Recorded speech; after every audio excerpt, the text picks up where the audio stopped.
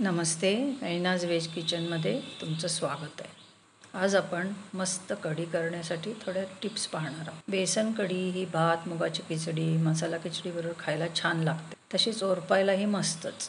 तर रुचकर कढी करण्यासाठी या टिपा वापरून पहा नक्की। तर ताकाची आपण जेव्हा कढी करतो तेव्हा आपण चणा डाळीचे पीठ म्हणजे बेसन लावतो, तेव्हा शिजवताना सतत न हलवण्यामुळे कढी फुटू शकते।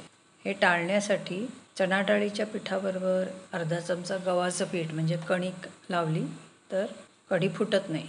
कढीसाठी थोडासा तरी आंबटपणा असणारे ताक घ्यायला पाहिजे, तर कढी छान होते।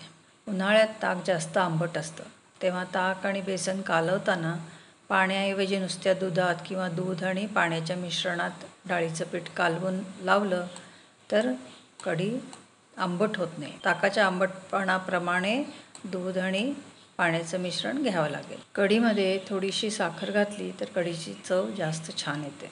ताक आंबट नसेल तरी चिमूटभर साखर घाला। ताक आंबट असेल तर थोडी जास्त साखर घालावी लागेल। कढी करताना आधी ताक, बेसन पीठ, थोडं पाणी, हळद, मीठ, साखर नीट गुठळ्या न होऊ देता मिसळून किंवा घुसळून घ्या। नंतर आवश्यक तितकं पाणी घालून पातळ करा।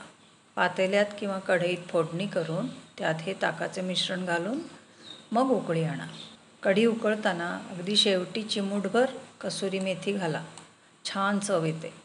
गोळ्याची कढी किंवा कढी पकोडा करताना गाजराचा कीस किंवा दुधीचा कीस, चिरलेला पालक किंवा मेथी यामध्ये थोडंसं बेसन, मीठ, आलं, मिरची, हवा तर लसूण पेस्ट घालून घट्ट मिश्रण करून छोटे गोळे करून घ्या। उकळत्या कढीत घालून आणखीन एक 4-5 मिनटं शिजवूत मस्त गोळ्याची कढी तयार।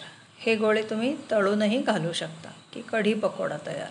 तर अशा प्रकारे कढी या टिपा वापरून कढी करून बघा आणि सांगा कशी झाली ते। धन्यवाद व्हिडिओ बघितल्याबद्दल। लाईक, कॉमेंट आणि शेअर करा। सबस्क्राईब केलं नसेल तर नक्की सबस्क्राईब करा आणि बेल आयकॉन दाबायला विसरू नका। तर भेटू पुन्हा पुढच्या व्हिडिओच्या वेळी।